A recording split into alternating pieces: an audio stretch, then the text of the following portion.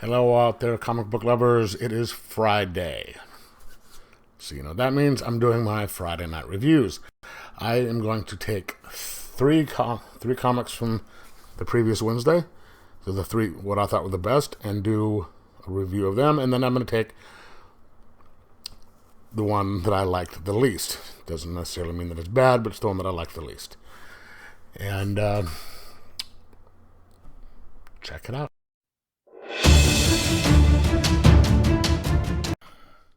Alrighty, folks, let's get started here. This is a reshoot on this. I tried uploading the original video like 4 times, and it didn't, so I'm gonna have to reshoot it because for some reason the other one wouldn't upload.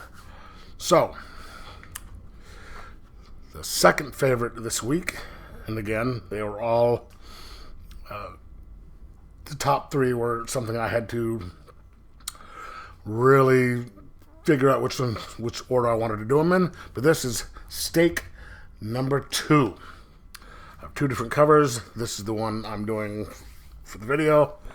It is by Scout Comics. It was written by David A. Byrne. The artist is Francesca Fattini, and the letterer producer is Joel Rodriguez. So, after last issue's events, where Angel had gone kind of rogue and tried to go after the vampire paramedics herself without her trainer Jessamy, the vampire, she is stuck in a class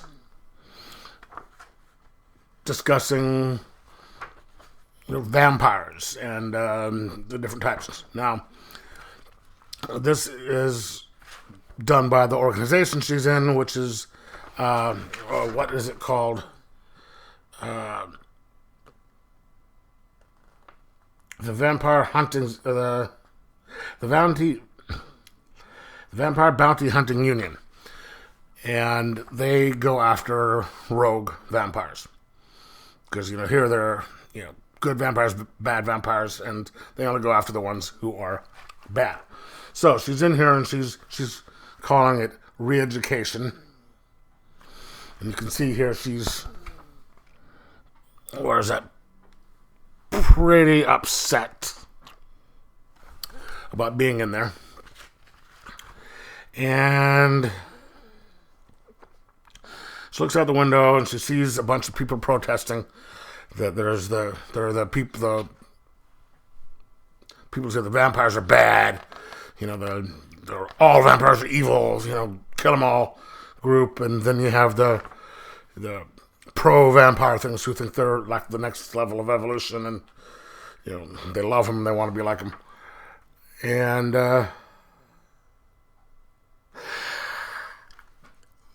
while she's in class, she's getting a bunch of shit from some of the other people in her group, because not only did she screw up, but she's been fast-tracked into the group because her adoptive parents were kind of high up in the organization that sponsors this group, and she got put in there, and so this is leading to a lot of people who want to get her out of there. And so she gets outside. They confront her. She stands up for themselves. And this guy tries to assault her. And she remembers back to her training with Jessamy and on how to get out of it. And she manages to get out. Going, and then goes outside to start a bunch of crap between the 2 groups, just to let off some aggravation. And then she gets called on the carpet by the leaders of the group because she's screwing up. She's 3 incidents within like a week, and 2 of them in one day. That's going to cause her a bunch of stuff. And then she has to stick up for Angel, for the group. and they go to training and get called out to a call about another rogue vampire. Now, this is a really good book. The guy who writes this, David A. Byrne. I'm wondering if he is is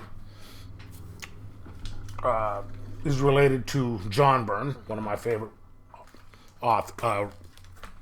artists, and one of my favorite writers in comics, because he does some great stuff. I've tried looking into it, but I can't find out either way. But his writing of the story is really good, because it doesn't really fall into a lot of the archetypes. I mean, yes, the girl is sort of the lone wolf. I break the rules, and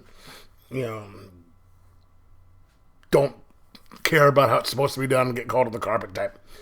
We've seen it before, but this is done in a better way than most of them are.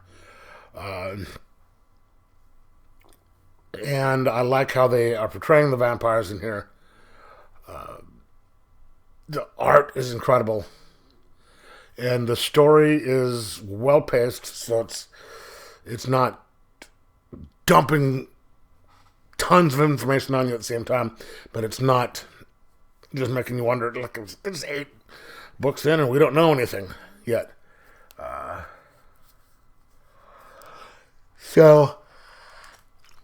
And it sort of does give the old, bring back the old nostalgia of being in high school about how horrible it could have been, or was. But anyway, I'm going to give this, I think I said it was a 4.0 out of 5. And I am really looking forward to number 3. And if you like new... if you like new non-superhero stuff, horror things with a good story done, this is one of them. You should get it. So, anyway, if you've read it, let me know in the comments below. Excuse me.